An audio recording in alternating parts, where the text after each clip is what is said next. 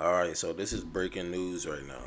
Um, Excuse me for sounding a bit weird. Like it's like early in the morning. It's like 7:50. I just got up. I was brushing my teeth. I was sitting here, and then I just was like, fuck. Let me get on my phone. And I see that Shams has reported that the Boston Celtics basically, hell, trying to trade Jaylen Brown. Hell, they would trade him right now today. They offered a package for Jaylen Brown for Kevin Durant. It was Jaylen Brown, Derek White, and I believe a pick for Kevin Durant. Now the Brooklyn Nets did decline the trade, and they asked for Jaylen Brown, Marcus Smart, more picks than one, and another player. So I'm guessing maybe Derek Wright, maybe the Williams dude. Who knows? They might ask for goddamn Al Horford or damn Robert Williams. That's what they counter with. Now this is crazy to me to a certain degree. To me, this is a little strange because it's like, now I guess some people are gonna say, "Oh man, what are you talking about? Kevin Durant is way better than Jaylen Brown." Like, yeah, Kevin Durant is obviously a superstar level player, but again, he's also 34 years old. Jaylen Brown is only 25 years old. So yeah, Kevin Durant is better right now. The question is, how longer? Like, how much longer is Kevin Durant going to continue to be noticeably, like, really noticeably better than Jaylen Brown in terms of their impact on the court, right? I'm saying if he's 34, he has an injury history, he has not been healthy any of the last 3 years, right? He's obviously missed time with the Achilles, came back, missed time with the cast, came back this year and missed like 20-something games with a knee issue. Plus, he's 34. So, how much longer does he got? I'm saying maybe 2 years, like, at the max. For the next 2 years, he should be, discernibly better than Jaylen Brown. But Jaylen Brown's not no scrub. He's a 25-year-old player. He's not even in his prime yet. He's improved at something so far pretty much every year since he's been in the league. He has also shown flashes of superstardom as well and takeover ability on a superstar level in the postseason. Hell, almost every year he's been in there. So we can see the potential. It is a little strange to me that they would be willing to gut a team that just made it to the finals, did go 6 games in the finals, against probably the most experienced team, in the NBA in the last 10 years, the Golden State Warriors. It was these dudes for time. They went to 6 games. They improved their roster, actually, this offseason. So you come back with a more experienced roster, a better roster this year than you had last year, when you went to 6 games in the finals. You have 2 up-and-coming, potentially superstar-like players, and you're going to gut that for a 34-year-old Kevin Durant who has not been healthy for the last 3 seasons. Now, to me, this makes sense if or there's some type of, knowledge in that organization that Jaylen Brown will not be signing that extension, or that you believe he's looking elsewhere, because if that is the case, then that means, okay, hold on, Jaylen Brown is going to potentially leave anyway. Why not go ahead and get him out of here now for Kevin Durant, and then for these next 2 years, we get a player that's discernibly better than Jaylen Brown, and that should maximize our window for winning the chip. Basically, I think Boston's looking at it like this. If we had Kevin Durant next to Jason Tatum in the finals, even without Jaylen Brown, Derek White, and I'm assuming Marcus Smart or whatever, they believe that would have gave them a better chance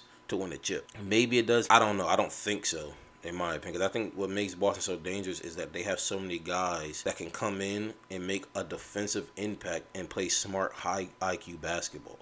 Like Derek White, the Williams, obviously, well, both of the Williams, Marcus Smart, obviously. I don't know if you give away, really, Marcus Smart's kind of their identity right now for their franchise. I don't know if you give that away, plus Jaylen Brown, plus a Derek White or a Williams, plus multiple picks for a 34-year-old Kevin Durant for 2 years, basically. I don't know. I'm not saying that they definitely could win a chip. So I don't know, man.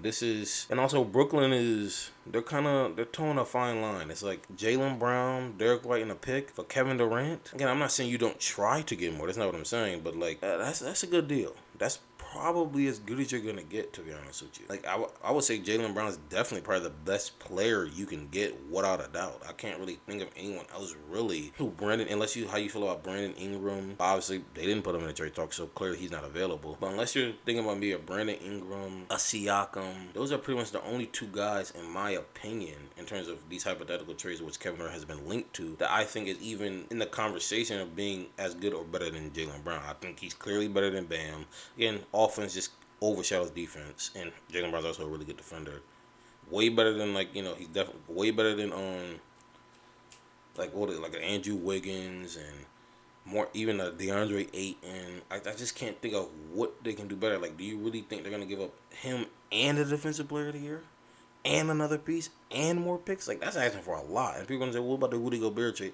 Here's the deal. You can expect every GM to make desperate moves because one GM did for their franchise. You understand? Like that's not how that works here. Like you can't. Oh well, they overpaid, so therefore everybody's gonna overpay. No, that's not how that goes.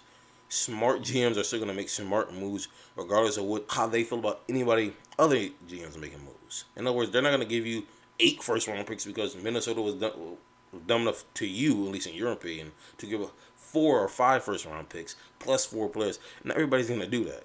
Now again, if Kevin Durant was 28, you probably do that, but he's not. So, anyways, this is crazy. Tell me what you guys think about this. I believe he's probably going to be traded because I don't see them getting a better package. So, I think it's probably just a matter of time to see, do they really want to give up, Marcus Smart in this? That's what I'm thinking this is. Like, do they really want to give up Smart? I think they'll add another player and probably another couple more picks with Jaylen Brown, Derrick White. Let's say Jaylen Brown, Derrick White, Williams, and let's say 2 firsts. That can probably get the job done. Maybe even throw in Thice in there, whatever the hell his name is. Probably do that. I think that can get a deal done. Also, shit, what, am I just giving up Jaylen Brown and Marcus Smart and White and 3 first-round picks, and I'm just getting Kevin Durant? I got to get somebody back. I got to throw in a Joe Harris, maybe a Seth Curry. Somebody has to be in that deal with KD, in my opinion. A Joe Harris, a Seth Curry, hell, maybe a Joe Harris, KD, and I got, what's that little young nigga named Cam Thomas? That young dude, Cam Thomas, whatever his name is. I'm not giving up all that and just getting KD, though.